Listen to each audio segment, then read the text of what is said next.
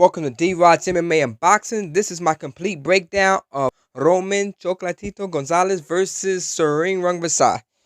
And man, this fight was just epic. A good fight. Would have been fight of the year except for Anthony Joshua and Vladimir Klitschko stole the show. A lot of writers believe that would be the fight of the year. I mean, HBO actually went on the record saying it will be.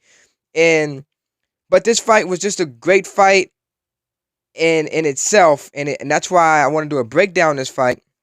Now, the fight was kind of the legendary status of the fight was blemished because of the controversial headbutts, which occurred consistently and constantly. And even myself, I just got really wrapped up into it because it was a good fight and it deserved credit, but these headbutts were a little bit ridiculous. Some of them were intentional, some of them were not intentional. And I'm going to try to touch on a little bit of that. What I've noticed with Roman Gonzalez is that he tends to dip his head into the left hand. He'll drop down to his right hand side, which leans right into the right hand. And his foot is on the inside of the southpaw fighter sometimes. And so now he's at the disposal of the left-hand fighters, meaning the left-hand fighter can just dispose him at any given second because he can land the left or the right. He could just pick or choose, and he'll also dip. He'll slip to that right-hand side because he's used to fighting orthodox fighters. And so that what's happened. What you like to do is probably get your head on the outside of the right hand of the left-hand fighter, or probably pivot to that side, which will be to Gonzalez's left. Those type of things you probably want to do. Another thing he did, I noticed in the fight, was that he'll lunge in with that right hand because he's working so hard to throw that powerful right hand, and the momentum causes his feet to get squared up, and he'll get hit with a left hand. And that's a dangerous thing to do in the fight because that's actually how the knockdown occurred in the fight. Roman Gonzalez got away with it. Right before he got knocked down, he threw this right hand, his feet got squared up, and he didn't pay for it. So then he did it right again, his feet squared up from throwing this powerful lead right, and that's what caused him to get knocked down.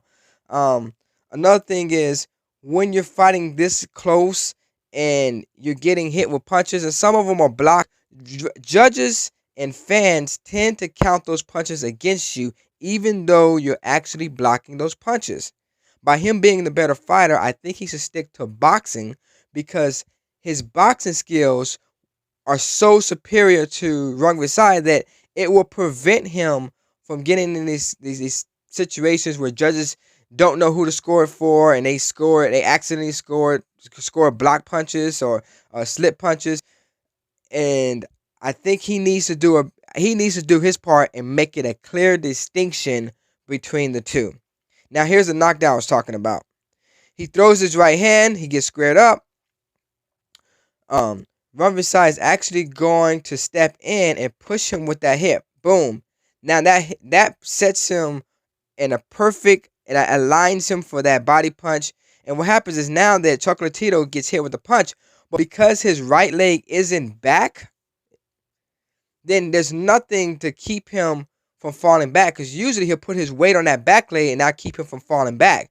Well, in this case, because he's squared up, watch the hip. Boom, the hip pushes him, lines him up, boom.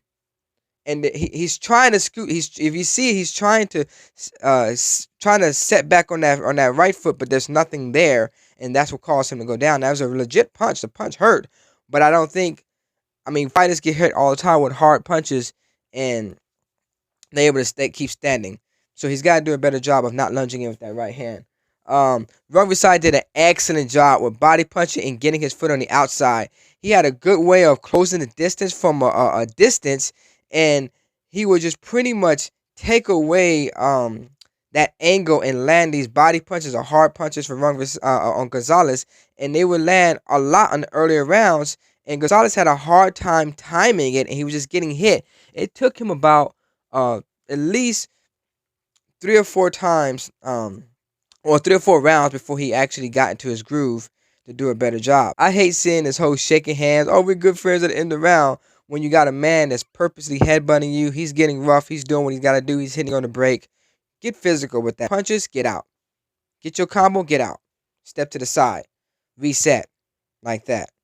I mean, when the guy's in his groove, he can get away with dip to the side and all that other stuff. But the problem is that it took him 3 or 4 rounds to get used to those punches coming at that angle. I don't know if he was just cold or just not used to the angle. Later on in the fight, he got in his groove and he was dominating the second half of this fight. I mean, I would say after 4 rounds, he was dominating the fight. If anyone would like to challenge me on that, I would do a video proving to you that Round Gonzalez was dominating this fight. The only problem is that you allow a fighter to get back in or look like he's getting back in or land these ridiculous headbutts that always seem to have occurred when the momentum was shifting in Gonzalez's favor. And I think he needs to do a better job just boxing and not let him happen. Now, he needs to, the next thing is body punching. I noticed that he hurt Rungvisai with a beautiful body punch. And the problem with that is that he didn't go back to the body. He's got to stick to the body, start early, and I believe around the 8th or 9th round, he can get this man out of here. And that's just basically my key to victory. Draw this clear distinction, use your legs, be a better boxer, work behind that jab, and just stick to the fundamentals. And you will get this guy out of there. Get to the body and get him out of there. When you're not doing that, you make the fight very easy for the question of a controversial decision or a robbery, so to speak. Sor Rungvisai is ready. He's gonna do everything he can, and that's he grabbed and he hit him on the break. 12th round, Gonzalez was just dominating the fight. I mean, Sor Rungvisai had nothing left. He was trying to clinch. He was the bigger man. He was trying to get out of dodge, and that's just because of the effectiveness. Now, a lot of people complain about Floyd Mayweather, saying he's dirty and all that stuff.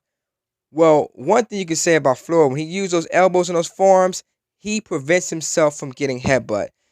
A good way of stopping Sor Rungvisai from doing anything is landing those forearms. This is DROD'S MMA and Boxing. Tell me what y'all think. Deuces.